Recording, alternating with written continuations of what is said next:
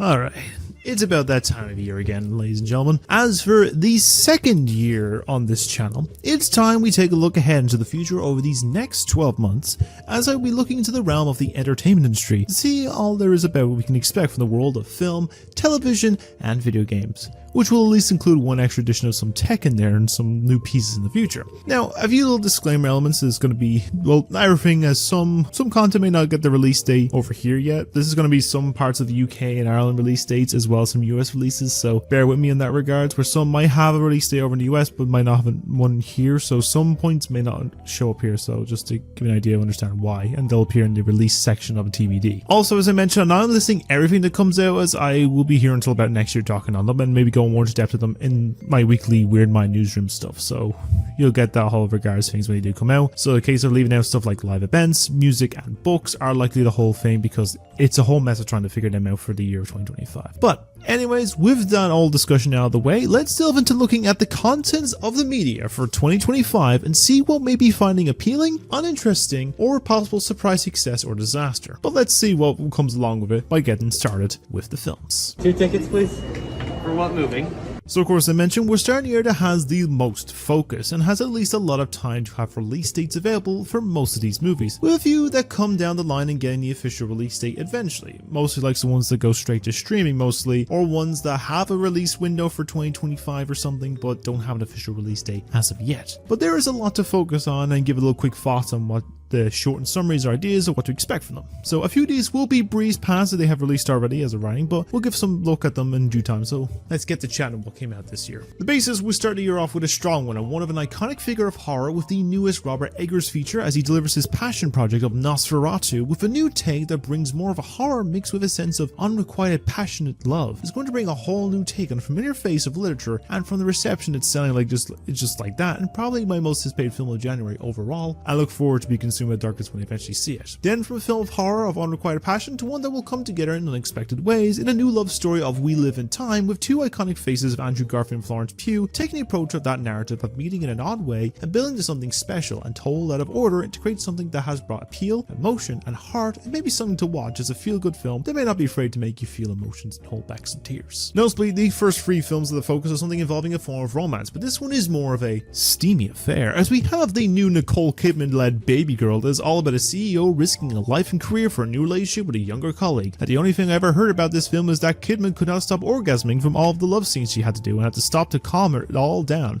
Which I mean, go off, as anyone should experience that sense of pleasure, but also that intimacy coordinator really worked their craft well. I've heard some good stuff to it as well, so maybe I'll watch it down the line. Now, the first of many biopics of the year that'll be hitting the big screen, technically came out at the end of last year in America, but this only came out in January over here, as the biopic on Bob Dylan with a complete unknown that will tell the era of when he caused some controversy in the music industry of the change in music genre of blending of tones. That has made it something that has changed music since then, and with some modest reception and great acclaim to Mr. Chalamet, it may be worth checking out if you're a fan or know very little, like me. Then we have another iconic movie monster making an appearance this January, as the director of The Invisible Man is bringing us his new take on The Wolfman that will have a family return to the father's past home and in the process becomes injured from a powerful being, may not be safe in the house or outside. While I have not heard the most critically acclaimed reception to this, the likes of the filming techniques of The Wolfman and some of the performances help to elevate that much more, a little bit more, so who knows if likes of some horrors will have a more positive reception this year than the last, but I guess we'll find out over time when they do release. Now, a concept of something with a bit more of some action or thriller take that is coming to us from director Mel Gibson that brings a sense of tension high above in the sky with the film of Flight Risk that sees a US Marshal escorting a government witness to New York where everyone on the flight may not be who they say they are, and things may get messy. In most regards with Gibson, that while his opinions and past contrivances are a thing, he can make and direct some really decent films, like Hacksaw Ridge and Braveheart are 2 great film examples he's done in the past, and I hope that this will be another one that will have some appeal and be an entertaining action thriller, but I think from reception wise it may not be that much case, but we'll see how it comes about when the film does get like more reception. Now, a film with a big award season pull is a new period piece drama of The Brutalist, of a Jewish man coming to America after World War II and trying to find the concept of the American dream, where he will find some hope from being hired by a wealthy industrialist, and even with a 3.5 hour runtime, it is something that feels like it works with that runtime well enough. I'm intrigued to see how this will do during the whole award season, and it seems like it's probably well worth a watch. The likes of another film that released back last year but only getting the cinema release now now is with the film that tells the story of the first ever live show of SNL, where everything was going against the project, and through conflict, drama, and even a fire or two, they will make it work to become a big success story that is going on its 50th year this year, and I've heard a lot of good things about the film, so I may give it a watch when it does come out at the end of this month. And in the case of last for January in terms of films is one that gives a case of some AI getting out of hand, with a new film of Companion that will see a subservient android going a bit haywire and causing violence and bloodshed, all for the love of a human creator. The way it's marketed is weird, as the poster before the final one does not give off the vibe of that one. There's some clips of the footage doesn't either, but it may be something that will get a better picture from the full film, but I guess we can see when it releases at the end of January if it is all worth it or not.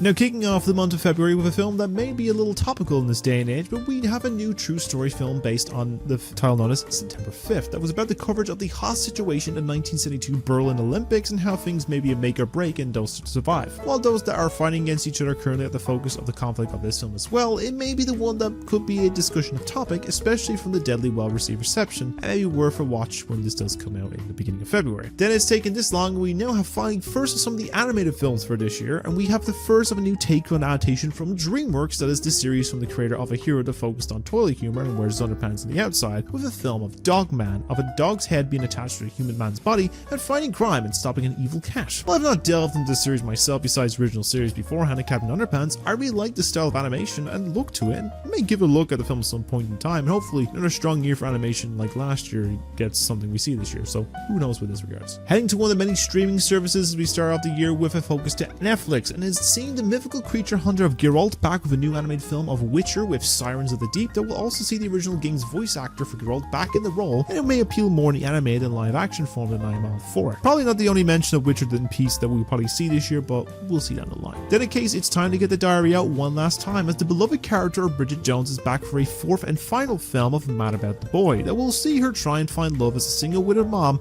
and come to terms with two new men that come into her life. It will in most cases be a real good chick flick or date movie for Valentine's or Galentine's Day, but there'll be more appeal for many, so who knows in that regards. You know, it could be something. So we've had rom-coms, animations, and some award season films, so now it's time we delve into the realm of the yearly release of superheroes, as we start with Marvel for bringing a new take of the Star-Spangled Man with a Plan, with Sam Wilson wielding the shield this time for his first solo film with Brave New World that will consist of action, government conspiracies, flying high, and even a much angrier Hulk in there too. All this will turn out good and be like the Winter Soldier in its appeal. Been hearing a little mixed appeal from test screens, but sometimes they make things much more unappealing a lot of the time and mess things up. But I'm looking forward to it and will be worth a watch after a bit of time for love and focus on some action. Then a case of another film that is more in the niche animated world but has piqued my interest from its award nominations and look with Memoir of a Snail, with a little shy child that appeals with collecting snails who learn to find confidence within themselves, and from the looks of stop motion having a story that could relate to many in some unique ways, it'll be interesting to check out when it drops in Valentine's Day as well, so it may be something worth check out. Then on the streaming realm side of things, we're going to Apple TV for this next one with a new film known as The Gorge that tells the story of two highly trained operatives played by Miles Teller and Anya Taylor-Joy who are tasked with guarding towers on opposite sides of each other to observe and protect the world from some dangerous evil, and going off the likes of Apple is that'll be some big expenses and may have some appeal, and hopefully it will bring appeal after a mixed opinion from last year's projects they had, which was Wolves, Argyle, and Fly Me to the Moon.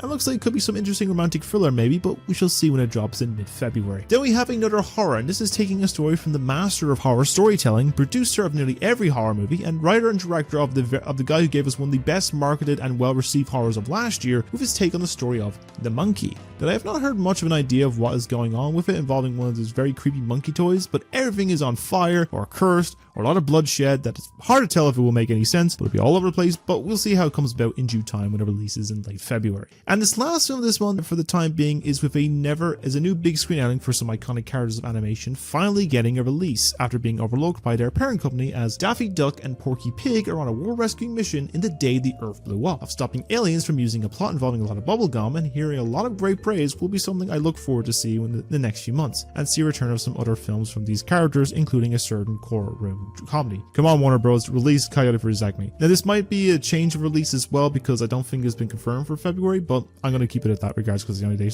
release that we have. So starting that month, we're getting a little more sci-fi, and after an extensive delay, Bong Joon-ho's new film adaptation of Mickey 17 is finally dropping in early March, of a man signing up to become an expendable on a dangerous mission to explore a planet for a new life that every time they die, they are cloned to continue the mission. It's an interesting concept, and hopefully we'll get the love and appeal for this film. And also the director can release his film as he envisioned and not be affected from any studio interference that Warner Bros seems to always do. It'll be worth a read of the original book as well as all based on too, which I know is a different name, but I'll still read it. Then from the company of Paramount that I'm pretty sure is coming straight to cinemas, as we have the new action film of Novocaine that follows a bank executive that has an inability to feel pain who goes to rescue his co-worker and girlfriend after she is stolen from bank robbers and during a heist. The idea of someone that will take so much damage and not feel anything is an interesting idea and maybe worth checking out to see how they will bring it all together in the end, as the concept sounds interesting on its own. It sounds like kind of like a show that already came out before, but we'll see. Now to Netflix again for another big film project, as we have the newest entry from the Russo brothers of their adaptation of The Electric State, of a girl going on a quest with a robot, a creature has been outlawed and ostracized in an uprising in an alternate 1990s world, to find her lost sibling, and will be interesting to see this world that becomes established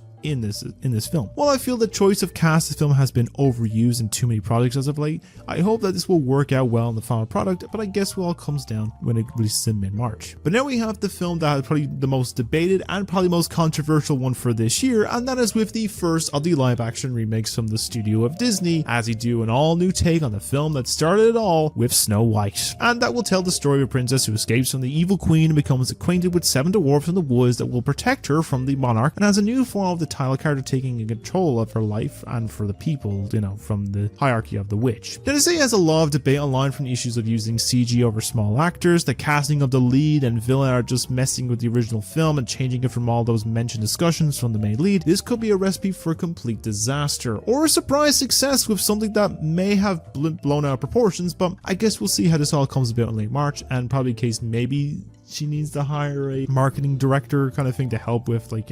red carpets, but I don't know. Now, the last of the animation films for a little bit of time is taking a new approach of storytelling with a new silent film of animation in the form of Flow, of a journey of a cat and other animals across a world lost in time to a great flood that is supposed to be a beautifully animated deep story with no dialogue, and has been another competitor for the award season animated films, and I'll be checking this out when it does release in late March because I do love animation. So we start with a case when a lot of the summer blockbusters started to come out, and we start with the movie that has had the most discussion since its first trailer release, which was in the form of the upcoming live action take of the video game of Minecraft, of humans getting trapped in the overworld and meeting another survivor named Steve to go on a quest to save that world and get back home. Initially, I was kind of a little on the fence about the whole film, but it has slowly grown on me a bit more, and to be honest, it doesn't look too bad. It may have some enjoyable aspects, especially with the work that went into the production of the whole project, making everything cube-shaped like the game. It may be worth a watch around the Easter season when it does release. And then next on the list is an action film thriller with some big name stars in the lead roles, with the film of The Amateur, of a government agency decoder played by Rami Malek, taking some vengeance into his own hands to hunt down a group of terrorists who killed his wife and will not stop until they are all killed. It's a kind of one that you will see a lot every few years, but they could be surprisingly entertaining, but we'll see how this comes about when it releases in April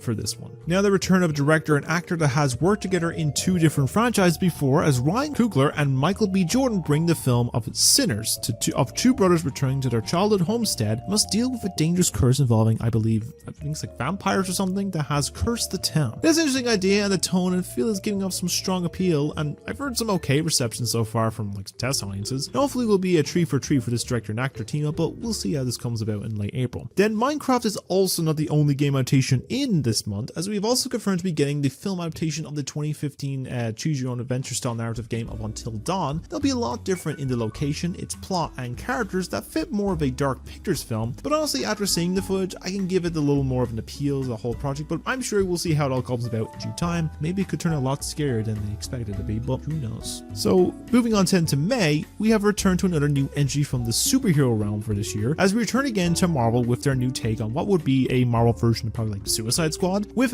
Thunderbolts Asterix that will have some similar familiar faces and villains from previous MCU films teaming up for jobs for the government that may get them killed in the process, but the footage and film gives a bit of a Winter Soldier buddy road trip kind of film. So far it's appealing to me in that regard, so maybe it will work well, and you can see how it does when it comes out in early May of this year. Now the next film, should you choose to accept it, is bringing the mission to a hopefully epic conclusion, as we have now gotten the supposed final entry of the Mission Impossible series with The Final Reckoning that will follow on from the last one, with Ethan Hawke finding the remaining key and taking down the powerful new weapon of the Entity before it falls into the wrong hands. Going to every film, there is always a big stunt or set piece and plenty of action, and I'm intrigued to see how this one will come to an end, or if this will be the final one, as there's always going to be more in the some way, but we'll have to see how this comes when it releases in late May, but we'll see by then. And then we have the second of the only confirmed live action films from Disney this year, and it's going to be focused on more small, blue and fluffy creature, as we're getting the live action take on Lilo and Stitch in late May that will in most cases tell the story of a little girl from Hawaii getting a new pet that turns out to be some dangerous alien experiment on the run from an intergalactic regime, and help it to learn its ways and find a family in the process too. In most cases, I know there is some issues with development from the set fire or to recasting on one or two instances, but it seems to be turning around well, and also being directed by a filmmaker who gave us one of the most wholesome movies of Marcel the Shell with Shoes On. A film that I actually did tear up by watching, and I feel got overlooked a bit. So maybe something worth a check out, and maybe one that appeals to the masses overall when it releases in the 23rd. And then the last for May is seeing a return to a franchise to the big screen after it has been making moves in the TV and internet scene, as we have the newest take on the Karate Kid series with Legends that sees characters from both the original films and the remake from 2010 coming together to train a new prodigy in the method of old and new techniques. And while I may not be the biggest of fans of that series, it could end up being something that I can grow appeal to over time and probably give a watch and learn something along the way, but we'll see how it comes about in late May. Then heading into June, we're heading deep into the summer months now as we start off with a bang and a return to the world established from the John Wick films with the first film spin-off of Ballerina that will take place in between Parabellum and 4 and see Anna de Armas become part of this world of crime in order for her to exact revenge against those that killed her family, and may get some help from assistance from the Baba Yaga himself. And given with all the other Wick films being awesome and improving with every film, I can see this as being a big success, and I cannot wait to see this with someone very special to me when it does drop in early June. Now for a bit of quiet time, we return back to some animation, and we're taking a cosmic trip with Pixar for their new film of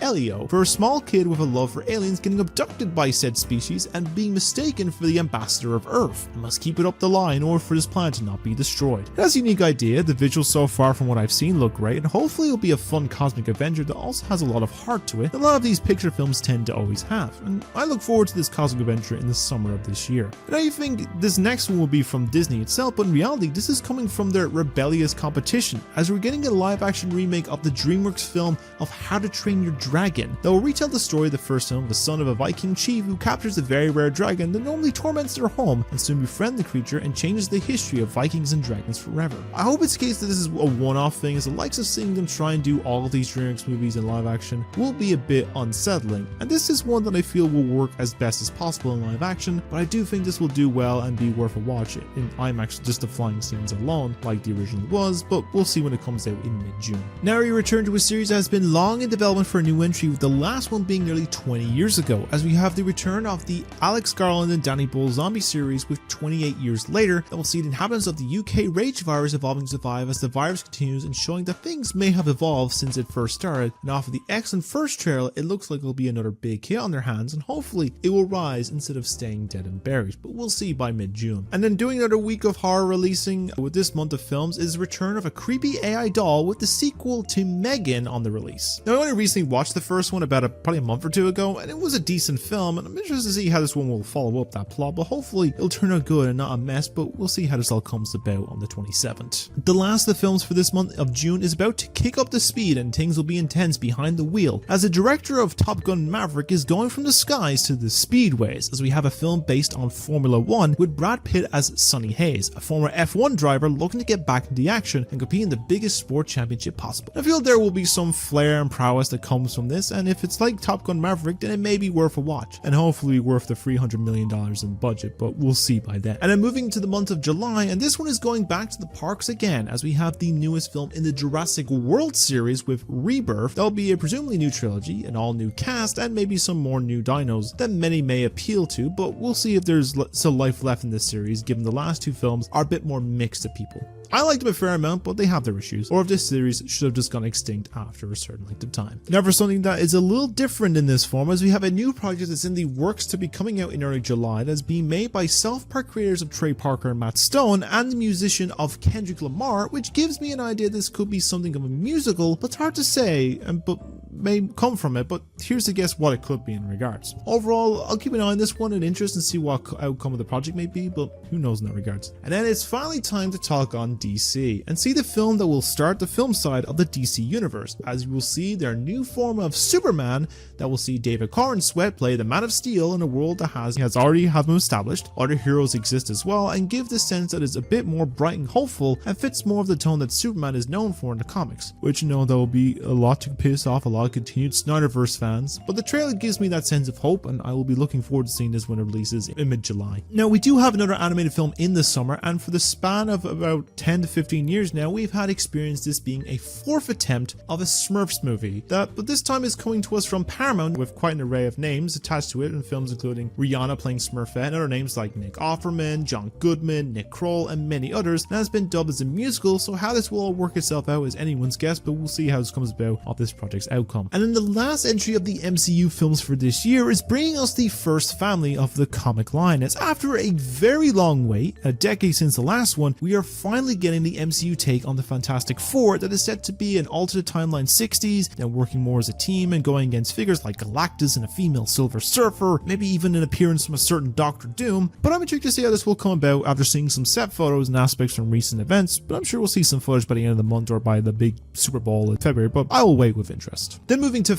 August, we start off the end of the summer with the start of fall, we'll return to a film that the first was actually a surprise hit and success, and that is with a sequel to The Bad Guys, that will see them being tasked with one more job with an all-female group of thieves, and it's entertaining as the first one and going off and end the series of the books, then I'm sure we'll be seeing more interesting new adventures to come from this series in the future, because I actually like the first one. It's actually a decent good film. And then a revival of beloved comedy from the 80s or 90s seems like a bit of a risk, especially when that revival is a new take on the Naked Gun films, with the lead being played by Liam Neeson, that the likes of some of this goofy antics and slapstick could work, but will depend on people's thresholds for comedy. Though the production team and director being a member of the comedy band of Lonely Island may help it just a little bit more. The real debate of appeal will come from the first trailer or footage be released beforehand, but we can make much judgments on the film in particular by that point. Now on the basis of a long rumored return, after a 22-year gap, there is a planned sequel coming out this year of the Disney version of Freaky Friday that had Lindsay Lohan and Jamie Lee Curtis in the title roles. I'm not fully sure how much hijinks will occur from this new take on the body swap narrative, but I guess we'll see more of the overall narrative by the time this comes out in early August. And the last one I can see for this month is a film that initially came out of nowhere around 4 years ago, and that is with the sequel to Nobody, with Bob Odenkirk back again for another everyman John Wick style film that I'm sure will hopefully be another surprise hit when it releases later in the year. Now moving into September with a film that is being seen as the final entry of this horror series, as we have the fourth film of the mainline Conjuring series on the way with Last Rites, that at the moment is unknown as to what case this one may be alluding to, but some online are speculating it is with the case of the Snedeker family haunting that involved the location of a funeral home. But as of the moment we have no idea on what it may be, but I'm sure we will get an answer by its release at the beginning of September. Now while we have to wait another year before we see the return of comedian turned director of Jordan Peele's newest fourth movie, he is back in a producer role for a new sports-based horror with Him that will see Marlon Wayans be an upcoming athlete training with a legend that's on the verge of retiring, which could have some concept of many form of horror, but it will be interesting to see how this will come together in the middle of September and the beginning of the fall season. And now we have the third of the movie monster films for this year, and the first of two films about the man-made monster. But we have a date for one, and that is with Maggie Gyllenhaal's take of The Bride, that will focus on ideas of the reborn love, radical social change, and some strange creations that could be interesting to see which one will appeal more in the man-made monster movies, but maybe both will be just as acclaimed as the other, but only time will really tell for that regards. And then presumably the last of the biopic films to come out at the beginning of October is ending with a big one, a face that is probably more recognizable, and that is with the film focus on the King of Pop himself with Michael Jackson, that will in most cases cover his rise of fame and success to his early days, or may span the whole career from legal troubles, later success, as untimely demise, but I guess we'll find out how this nephew will do as the iconic musician in due time when it hits the big screen come October 3rd. We will soon enter then into the system once again, as after a lot of speculation and wonder, we have a third movie in the Tron series coming out with Ares that will see one of the programs from what that universe enter into our own world, and there could be plenty of opportunities that could come from this project form. Even if the lead is Jared Leto and may go a little too overly meta in his acting, but we shall see by the footage, but we can see when it drops in the middle of the fall season of October. And then surprisingly, the only horror title to be releasing in October, and one that I question how this story will work, is from the planned sequel to The Black phone, that we'll see the return of the Snatcher. That many could question how this will work out given how the original ended, but maybe there could be some explanation to it all, but I'm sure we'll get more context by the time the film releases in time just for Halloween. And the last for October of this year, we'll see you test your might for a new take and follow up to the most violent form of Mortal Kombat, with its sequel that will see more returning faces and new challengers enter the scene, including Carl Urban playing the iconic character of Johnny Cage. I'm sure it will get bigger, better, and more violent than the last one, but we'll see when this fight begins come late October. Now heading into winter, we see the new realm for the Ultimate Hunter take on his form, as we have the first of two planned films based on the Predator, with the first one we do know about is Badlands, set in the future that could be our own future or the future from the well-loved Prey movie from about 2 years ago. But either way, the interest in this series has definitely been revived, and I'm interested to see how this will all come about when it releases in the beginning of November. And now for a film that, firstly, I'm conflicted a little bit on the first viewing of, and second, something I feel I've seen already from the endless behind-the-scenes photos on the main actress's social medias, but we will see the second half of the Wicked adaptation, which is essentially just the original Wizard of Oz film from the perspective of the witches, and we're mostly say that with the original stage play that tends to be the weaker half of the film, but who knows, maybe it'll be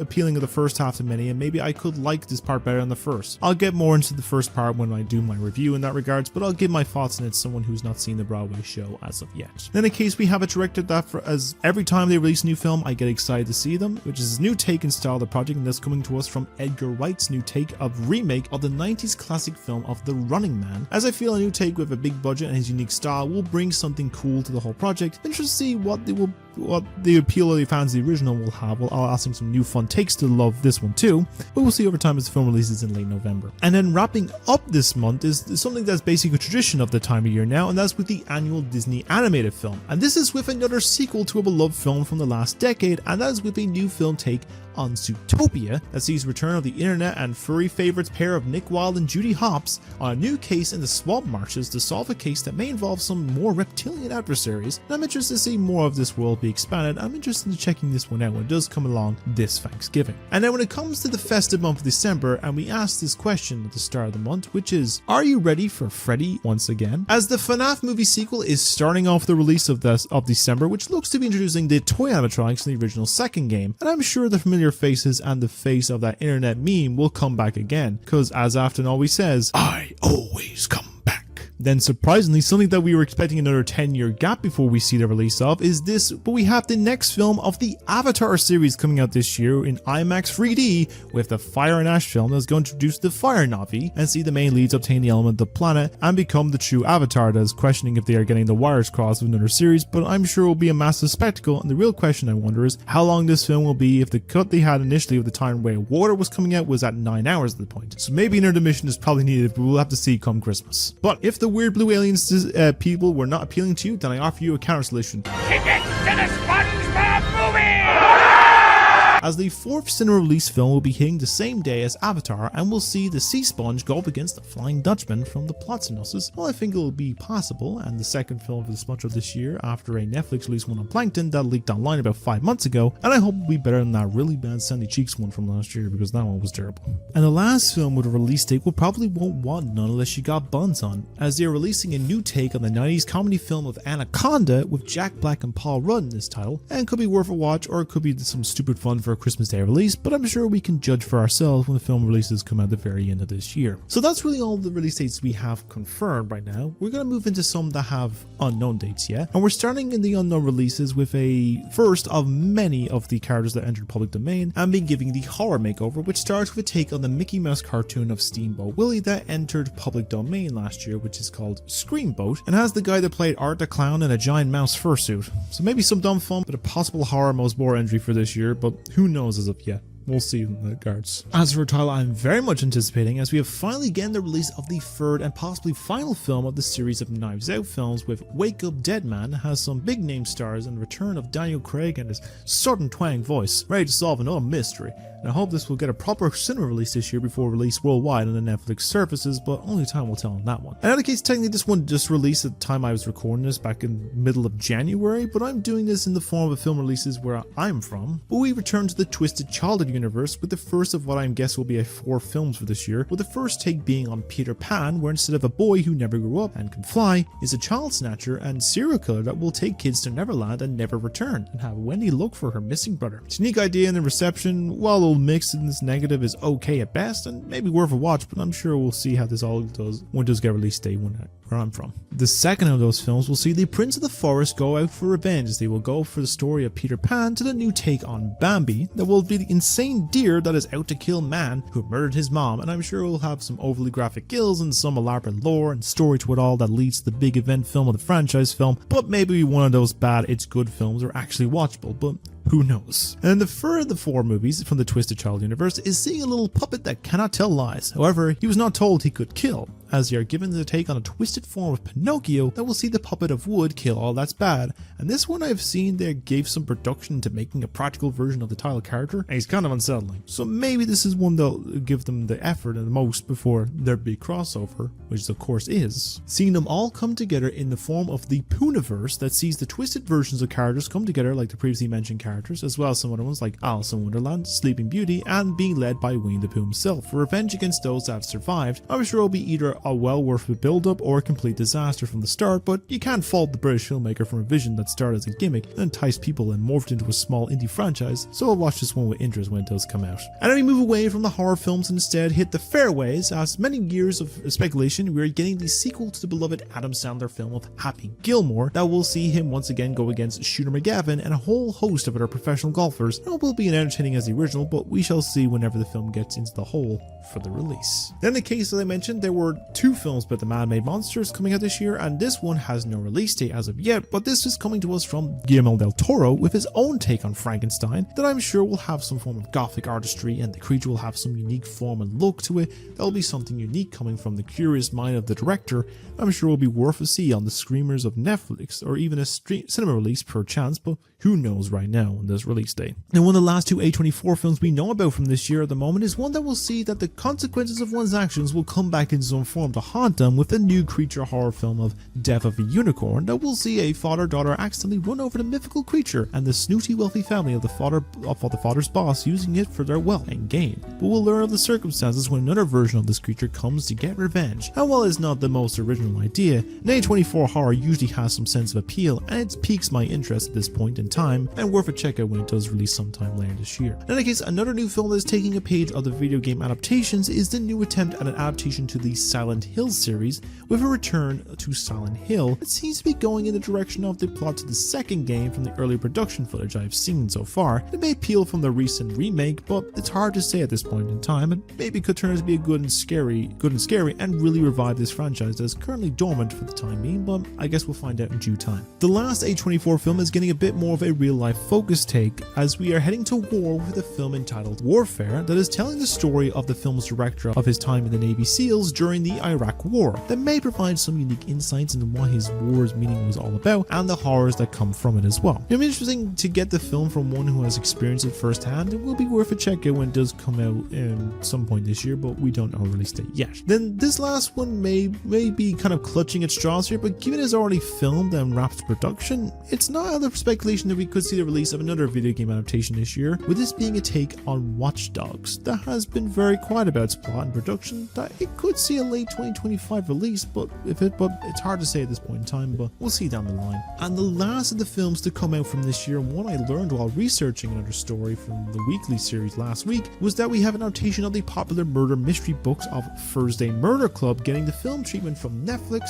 Chris Columbus and Steven Spielberg, and a big name star cast too that I have become invested in. I'm intrigued to see how this will adapt this into a well-loved adaptation. I look forward to see this released this year and see some old age pensioners solving a mystery before supper time, but we have plenty to enjoy in the world of film in 2025. But of course, it's not the only media format. We have stuff to look forward to. Kids today, so desensitized by movies and television. So we're gonna go from TV, from film, all the way now to TV, as we can get from the industry in the realm of TV side of things, where from normal cable and streaming. It's a case of similar to what I was going on in the world of as of writing this, that some could be delayed and some will be announced later in the year for 2025 release window, with 1 or 2 of them I speculate on for the release in the year. year. We have a few dates and many unknowns, but let's focus on what we know is already out this year so far first. With the first one you can recognize is a video game adaptation, as we are getting the second season of the Castlevania adaptation spin-off that will see more action from Richter Belmont, his gang of vampire hunters in Alucard, fighting against another new powerful adversary from destroying the world. It's going to be full action, it's going to be character, story, and well worth a watch, and I feel if the other series was surefire hit, I can see this one being a hit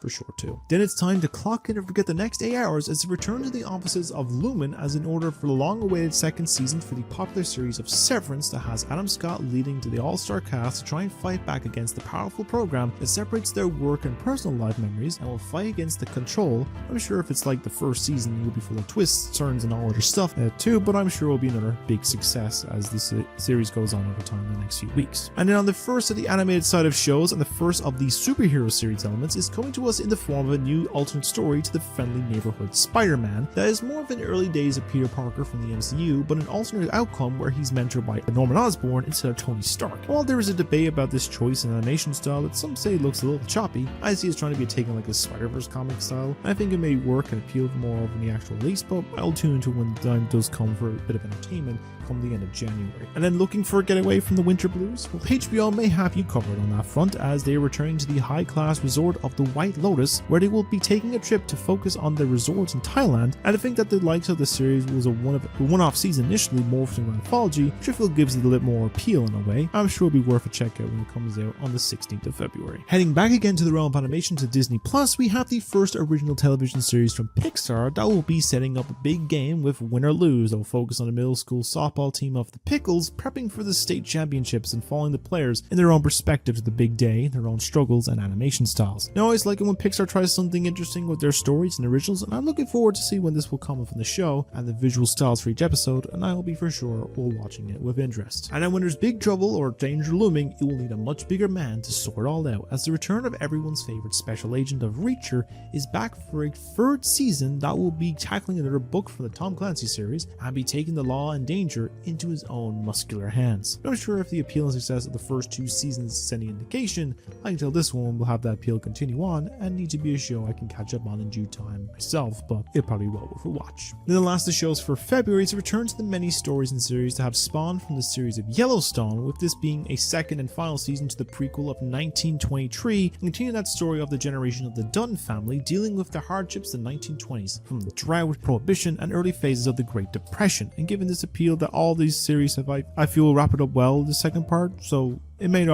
ride off well enough into the sunset, but we'll see how that comes about. And now we're moving on to the only show that we have confirmed for March, and it's the one that many have been waiting for, and it's the return of the Man Without Fear after a 5+ year absence since his last series outing on Netflix, with the new series of Daredevil Born Again that looks to continue that story and build it into more of the wider MCU narrative they alluded to when the series started almost a decade ago at this point. And from what I have seen so far, it's looking like the appealing, hard-hitting, violent take that started all off and hopefully will be worth a long way the hero of Hell's Kitchen to rise once again. Now the first for the month of April technically doesn't have a release date yet, but I feel in most cases will both be dropping around mid-April, and I'll start this one off with probably my own personal top 3 anticipated shows of the year, and as with the long-awaited second season to The Last of Us that will be tackling some elements of the critically acclaimed and heavily divisive second game of the series, and the case is giving me enough time to prep my emotions to be absolutely decimated over the season's run, and most cases the next season as well, but I'll see how the good sign and intrigued to see people's reactions to the narrative beats who never played the original game before, but we'll see when this releases in April. And then the second adaptation is getting the anime Netflix treatment is going in the approach of something fast-paced and full of action and creatures from beyond our world, with a take on the popular Devil May Cry series, with Dante donning his iconic jacket and pistols, and from the small snippet so far, it looks like it may be an appeal of the Castlevania series, but I'm sure time will tell in due time in April if this is a success or failure. The last of the shows we do know is releasing in the month of April is the only confirmed series set in a galaxy far, far away for this year, and that is with the long-awaited second and final season of Andor that has been anticipated since release in 2022. And I can tell that it's going big or go home, as what I've heard the 2 seasons cost a massive amount to make, so I hope it will be on par with season 1, but we'll see when it does drop in late April. And then we're jumping forward to the start of summer into the month of June as well. We'll be once again grabbing a tasty meal as we'll be getting the 4th season of the acclaimed series of The Bear. They'll be serving more conflict, drama, and some tasty meals, and some sense of fast-paced and stressful prep for a tasty dish that I'm sure will be, if it's like the last few seasons, I'm sure for a tasty dish will be worth raving about when it's ordered soon enough in June. Then after their debut in the sequel to Wakanda Forever and having been developed in a series and waiting to debut for the last 2 years now, it is finally time for Riri Williams to soar with the series focusing on her character of Ironheart that looks like it will give some interesting vibe and appeal, as I liked her character in that movie, and hopefully this energy and more character development will work well when the series finally drops in late June of this year. And as for the one that is a speculation date for the possible leak from the streamer and country the series is from, it will be time to see how these games will continue and how they will come to an end, as we have the 3rd season or the final part of season 2 of Squid Game that will see Guy Han make it his mission to rescue all that remains in the games and take them down and the frontman from causing so much more death and bloodshed. After how the last season ends, I'm all for finding out the last of 3 games will be and hoping for a more triumphant end to it all, but we will see as the series comes along in due time. So jumping down to August for the one series confirmation, the first of 2 series confirmations for the moment is with the next animated series from the MCU that will focus on the characters of the Black Panther movies and tell some tales in the past and present of this hero over the years since the foundation of Wakanda. Now, if wondered in advance, the series focused on the first the Black Panthers were founded and formed, the past would appeal in the future, but I hope this is a blueprint for more stories of advanced civilization that comes down the line, and hopefully this is where it all starts. And then just as we're about to feel the full force of peace once again, as John Cena will be strapping on the suit and metal helmet to become everyone's favorite douchebag anti-hero of Peacemaker, when he'll be back for a 2nd season that will be following on after Superman takes flight, and be the big question of how this will connect to the overarching new saga set up from the DCU when it was part of the DC Extended Universe with Gunn's Suicide Squad movie, but I'm sure we'll learn more in due time, as well as be blessed with return of the iconic opening title sequence. And then the last of the confirmed animated series from the MCU will be dropping just in time for Halloween, and is taking a page from one of the episodes of What If that will focus on the heroes and survivors of the undead zombie horde, and feel they will either give it a toned down form or else they may go a bit more violent and bloody, but I'm sure we'll see when this supposed 4-episode limited series comes out around the spooky season. And then the last of the shows with release month or window, and it's the last of the projects confirmed for the works to be done for the MCU, is with an introduction to a character of Wonder Man that is being done in the form of a world of appeal of superheroes in Hollywood, or that they exist or so, but I feel from the approach is giving off an interesting vibe to it all that I will enjoy learning more about in due time when it releases in Disney Plus just in time for Christmas. Now moving on to the unknown release dates in the moment, we're starting off with one that doesn't have a release date yet over here, but technically released last year in the US. We have the confirmed release of the first of DCU series of Creature Commandos, the new wave of DC starting off being a little weird, but also hearing a bit more emotional and well developed with characters. It's something that I'm looking forward to eventually watch when it does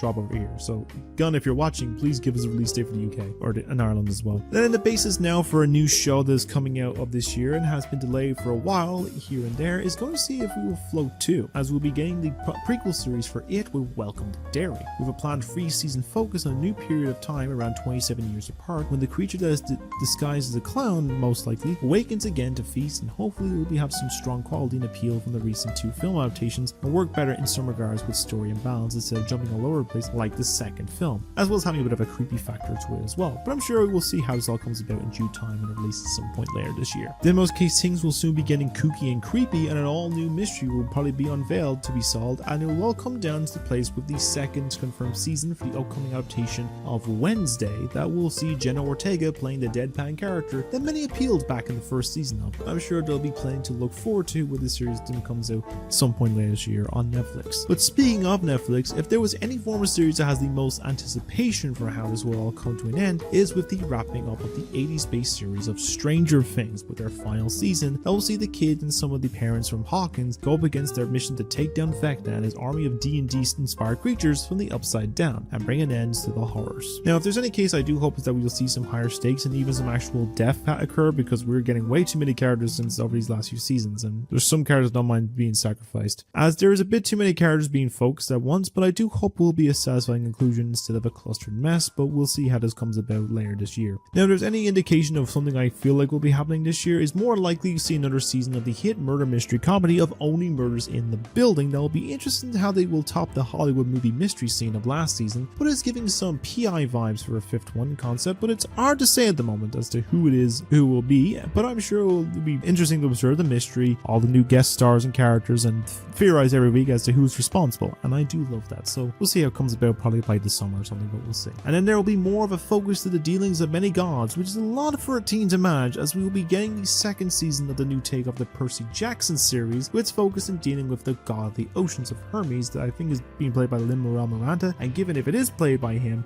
mostly in case there's going to be some form of music being involved or something, but I guess we'll find out in due time if there will or not, but most likely we'll see later this year. Then it will soon be the case of the focus of many elements and combining them together to bring the forces of the powerful master to save the day again, as we have a continuation of the popular series of Avatar: The Last Airbender, with a sequel to the original story coming out later this year, following Aang, Katara, Zuko, Toph, and Sokka on their adventure to keeping the land safe from any of dangerous threat, and I'm interested to see how this will play out in due time, but I'm sure we'll find out soon enough. And then they say there's around 104 days of summer vacation, but it seems like this series it's been going on for around a couple of years at this point, and it's showing with the likes of a planned revival to Phineas and Ferb being in the works, that we'll see a lot more crazy new adventures and inventions from the brothers, Candace trying to bust them, and their platypus stopping an evil mad scientist that looks like a pharmacist from taking over the tri-state area. But I'm sure it will be full of interesting new adventures to come from it all, and we'll see in due time. And in the realm of revivals of a series that was a popular show back around 20 years ago and has been in development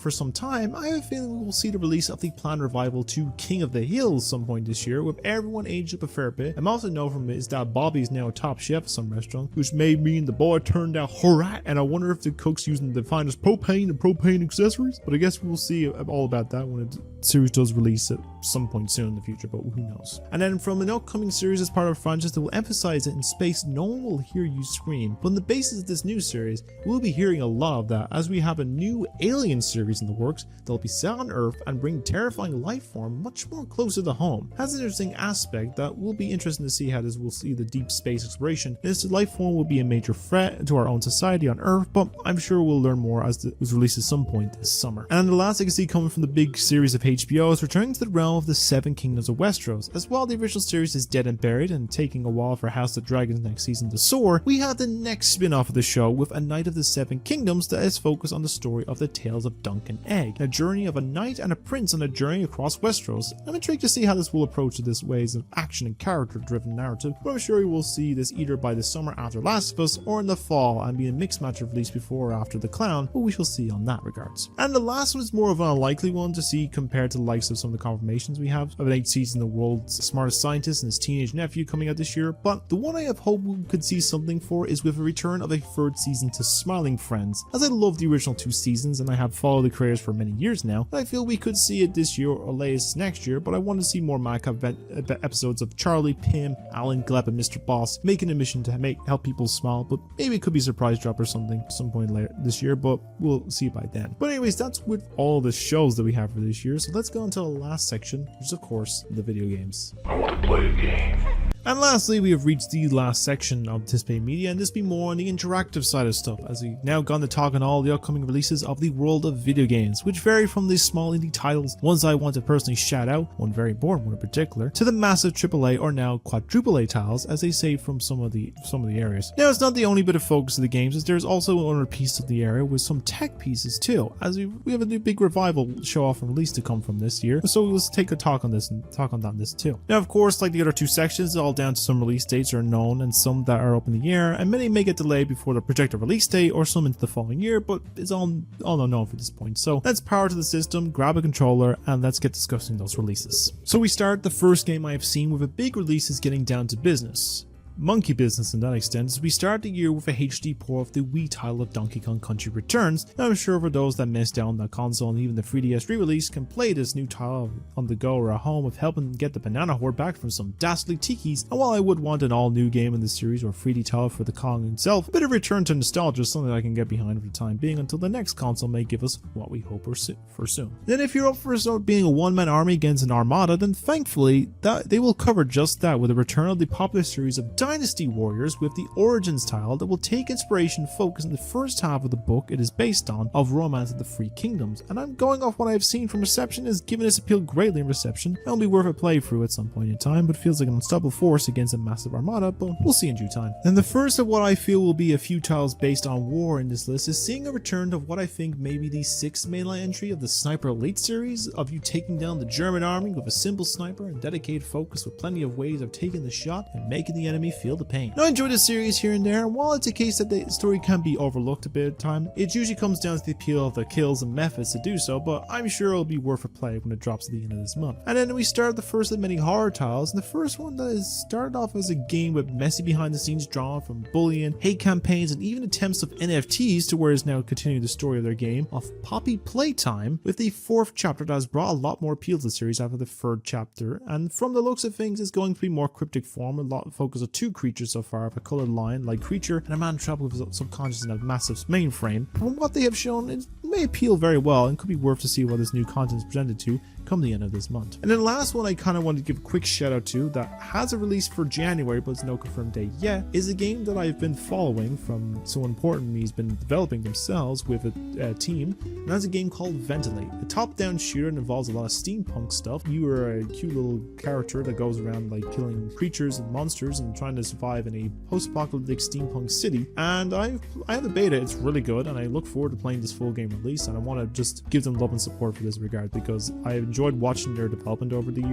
last like 2 or 3 years, and I just love seeing it. So please give them support when it does come in. I know it's a kind of a shameless shout out, but please just go support them. They put so much effort into this. Now heading into February, we start off with the trip to the past, the era of the medieval times, as we'll be getting a sequel to the sleeper hit title of Kingdom Come Deliverance, and see the continuing story of Henry, the son of a blacksmith, on a journey to defend his home against the Roman army and defeat their emperor of Sigismund. And from the sounds of it, it could be a decent game to try out. We'll probably need to play the original first to follow the story, but I'm sure I can get to it in due time, of course. And then if you have an itch of needing to be a god and control how the future of the world from the past to the present is done, then thankfully it will be presented to you as Sid Meier's is coming back with the 7th mainline title of his Civilization series that will be in the control of how you see fit, and it's a fun time from what I've seen, and may get into the series at some point, but let's see how this all comes about when it releases in the middle of February. And then finally we have the title from the studio that brought so many people's favorite entry of the Fallout series them, as we've finally seen the release of their new game of Avowed this February, with the setting of the fantasy world of Eora, and was to take on the role of an envy of the Aedir Empire and explore the living lands, investigate the mysterious plague known as the Dream Scourge.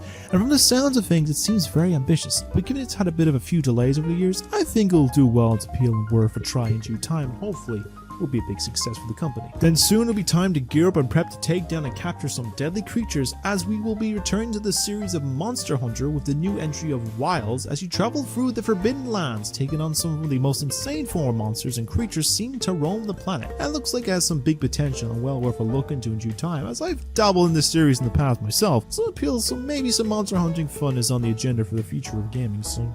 Then if you have been itching for a new 5v5 after the last one ended poorly and shut down within 2 weeks, or want something original besides some Marvel characters, then you look, as the start of the first game of March brings us Fragpunk, that will see you take on the form of a fast-paced looter shooter that will give you abilities to change the rules of the combat for the power of some strange powerful cards. And from the visuals and design, it gives a vibe of like Overwatch and some other shooters, but may appeal in some form, but we can see it'll have a moment to shine against the competition come this release in March. Then after 2 delays and a long wait for the period setting, we are returning once again to the annual franchise of Assassin's Creed with their new title of Shadows, that is going to be set in the long requested era of feudal Japan to take on the role of 2 characters, one more of a ninja assassin, the other being of a samurai, as you protect the lands from the threat of the armies looking to take the lands by force and against the age-old enemy of the assassins with the Templars. And I think from the footage and content I've seen since the release, looks pretty good. I'm looking forward to see how this all comes about when it drops in the later half of March. And if there's a case we need some more cozy life type titles and games need to be out there, then thankfully you'll be in luck, as we will see just that set in the world of Lord of the Rings and the realm of the Shire, where you can create your own hobbit, your little hut built into the hills, and it seems like something that will have some appeal for when you're not interested in the big action games, just want something more cozy for a bit of time, and probably worth a play when it comes out at the end of March. And the last title we have for this month, and with the likes of release date we know of, is with the new IP from the studio behind Sniper Elite, with their new game of Atomfall that will have you play as a citizen of a quarantine zone in northern part of England during an alternate version of the 50s and 5 years after after the Windscale nuclear disaster, as you go on a quest to solve the mystery of what happened in the area and if there's anything something deeper unseen on the surface. Now, it gives you the vibe of a different era Fallout with some elements of Outer Worlds, and it seems like an interesting take and perspective to it all. I'm sure I'll give a look into it down the line when I get the chance, because it has some interesting take to it all, and probably worth a try in due time. But we do have actually one more new release title that we have release date for. And now, as the case, there's one thing that everyone seems to be all up for when the time comes around is to rip and tear, as we have received the new game of the Doom series with Dark Ages coming out in May, that will see Doom Guy shooting, blasting, and slashing his way through the demons of hell to protect all humanity from pain and suffering. And there's some cool shit in this one, from saw blade shields to flying creature fights and even some mechs. The appeal of this series has really gotten bigger and bigger with each new release, and I look forward to playing the Fear and Demons in Hell real soon. So we've gone to the unknown release dates, and before we start with the actual games, we will instead focus on the likes of some tech, as of course one of the big anticipated releases for the gaming scene is with the release of the next Nintendo console, which is the Switch 2. Which will be more powerful, new tech, and so much more, and I'm ready for the next era of Nintendo to play some more Mario and stuff like that in regards, and I cannot wait to try it out with all the new games and everything in between that comes out some point later this year. We find out either in 2 weeks time or about 2 months time of what we can expect. And first of the games that was supposedly to be out last year, but who knows for its release, is the newest game from Devolver with a dumb gimmick of baby steps. We play as a basement dweller who leaves the house and heads on a dumb journey to the top of a nearby mountain. And things are not going to be that simple, as they will stumble and tumble their way to the top, which sounds like a basis of a fun but stressful game like QWOP to play through, but I'm sure it'll be worth a try when it does release eventually some point later this year. Then after the mixed appeal of the film version that released last year, many wonder if there was much excitement in the next entry, but it seems like there's some hope for the fourth Borderlands game, with you playing as the usual affair of ragtag characters on a quest to gain loot, powers, millions of weapons, and a take on a powerful villain in the form of a timekeeper. I'm sure it'll have the appeal of the last titles, and hopefully it'll not be hampered with the recent film adaptation, but we'll see in due time. And then we have the focus release with long-awaited follow-up to the game world created from the mind of Hideo Kojima with Death Stranding 2 on the beach, that will continue the story of Sam Graves as he continues the delivery trek across the country and connect the strands together to rebuild the world that's left in disarray. Then I'm sure will have some interesting aspects, a lot of convolutions, but I'm sure it'll be some way worked out well enough and worth a try when it releases some point later in the year. Now, a return of an indie darling that has not seen a release of a new chapter since 2021, and that is with the confirmed release of apparently the third and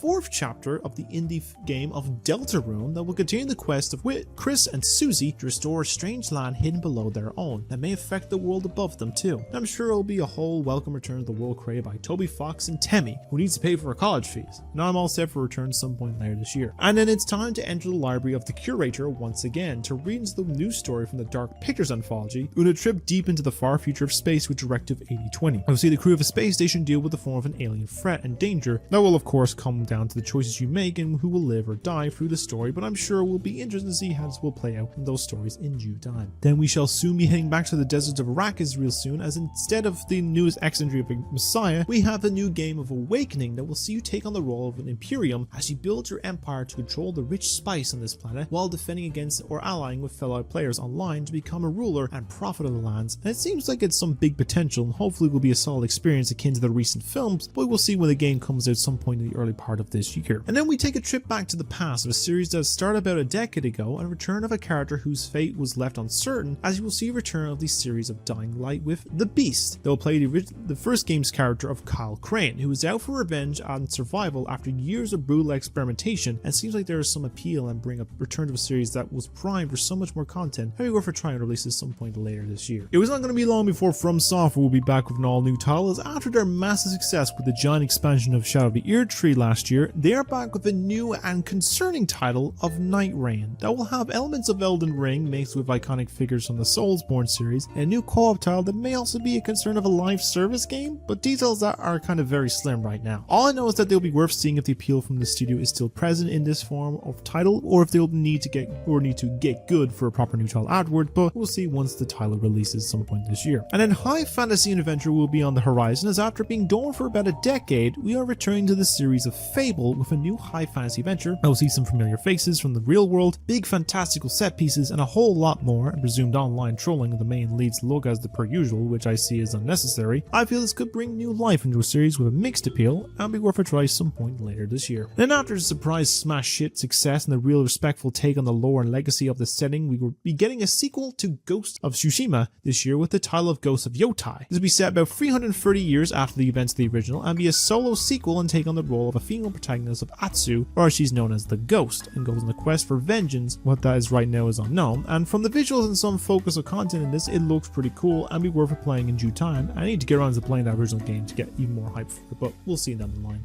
Do I need to really say much on this next one? Of course, it's the highly anticipated GTA 6 game that has been in demand and waiting for a new game for 12 years now, and will be the game to beat in terms of its hype and appeal when it does release this year. Do I see it out this year? I feel in the middle ground, as I've heard rumblings of a delay into next year, but this is what nearly every Rockstar title is, so it's bound to be expected. But either way, I'm very much hyped for it, and hopefully it's not 100 quid. Keep it at 80 or 70, keep it at that much. In the case, while there is many a title that can go really big in terms of their horror focus and scares, sometimes it can just take a little nightmare to really prove some unsettling and creepy appeal, as you're getting a third entry in this series after a long wait, and from all the footage and content I've seen so far, I'm looking forward to getting on my hands a new entry after being unsettled and thoroughly entertained from the first two entries. Then I for one cannot wait to see what fucked up creations to be found in this wasteland location. Then in the case, we're going back to a series that has been quiet for about nearly 10 years now, but did get a remake a couple of years ago, and that is a new entry in the Mafia series called The Old Country that will be coming out this summer, and see you take on the role of the kind of crime family set in Sicily, and from the visuals and some of the stories so far, it looks pretty good. I need to delve more back into the series The Mafia myself to play them again to really get myself excited for this new entry, but I'm looking forward to being part of this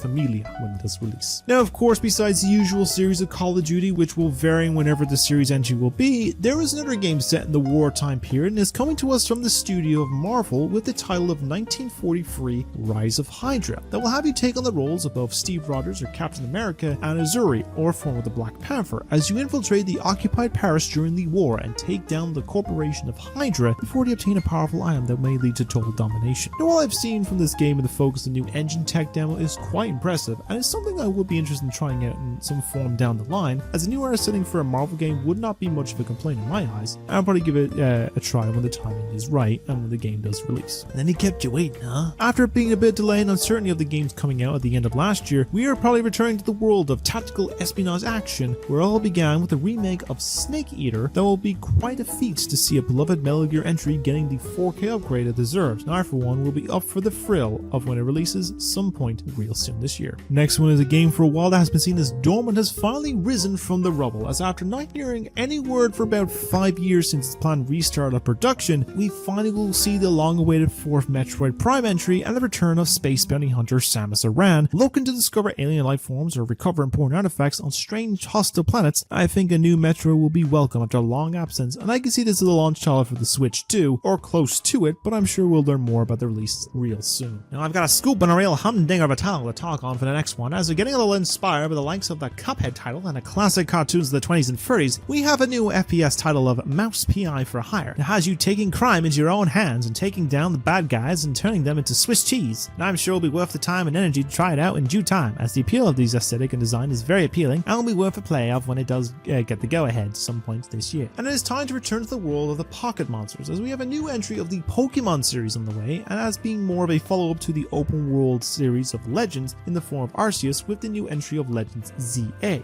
and see a return of the realm of the Kalos region to find, battle, capture, and train Pokemons across the region. I feel if it brings the appeal of the first Legends title, then I'm sure this will be one of a hit as well. And I feel it could also be a Switch 2 launch title, but we'll find out more on that in the upcoming showcase in a few weeks time, but we'll see by then. And then looking for some more mystery and a lot of puzzles to solve with a well-dressed man and his young ward? Well, you are in luck, as after a long dormant period, Professor Layton has returned for a new round of puzzles in the next title in the new world of Steam that looks to be the biggest and most dangerous adventure yet. And I'm all for getting my brain fried with those puzzles and solutions and unravel the mystery in this new steampunk town at some point very soon for the Nintendo Switch. And by the Switch too. And they're not officially confirmed for release this year, but given its rumored 7-year development time, we may see a return of Joanna Dark for an all-new reboot of Perfect Dark, as you take down a powerful corporation that may be behind a series of ecological disasters known as the Cascade, as you must use your skills to expose the truth. Now, it's surprising to see that the series will go dormant for about 2 decades now, where this could have had an appeal like Lara Croft and Tomb Raider had over the last decade, but I think it may be worth a return to this iconic character, and probably well worth taking on this mission some point in the future. It's been long overdue. overdue, so it's worth a try out. And the last title for this long list that may finally see some form of an update or eventual release is with the long-awaited DLC or sequel to the acclaimed title of Hollow Knight with the title of Silksong. Now if you hack and slash your way through the world as the Hornet in order to restore balance to the corrupted world, I feel they're being unveiled as a separate title over 5 years now. I'm sure we'll see a form of resurgence for the title for this year or by the next, but we shall see how this will come about. But I know many are ready to return to this beautiful world the original created all those years ago. And that is every announcement that we have for this year. So let's wrap this whole thing up. Turn that bullshit channel off, bro. I'm trying to go back to bed. And with that now, I think I've went on long enough to where I can wrap it up here. I know the case is that some of this is all over the place and there was probably a fair amount in each category that I probably overlooked and released for the year, but some are a bit obscure and lacking in detail or confirmation to include at this time. I'm sure will be included in my usual weekly roundup series, so you can look forward to them there. But overall, there is a lot to look forward to over these next 12 months that may appeal to many in different areas, and some may not so much, but to me, having the excitement for a huge wave of all things media is one thing I will sure be around to check out soon over this next year. And maybe some that will move into 2026, but we'll see down the line. But for now, I will leave it there. I would like to know your own thoughts as to what titles you are looking forward to seeing or trying out this year, and is there any I may have missed that may interest you in particular. I probably missed a few films and shows and games, but bear with me, it was a long list to try and write through, and I was very tired writing them. But let me know in the comments below, and we can discuss all about it down there about what ones you're looking forward to the most. And some you can even predict to say what you think are going to be successes and failures and all their surprises. But for now, I think I'll leave it there for such, and until next time, you all stay being wonderful people, and have a great day every day doing many great things, and I'll see you all in the next long form piece like this, and a return to this one in another year. But take care, and keep being you, and I'll see you later.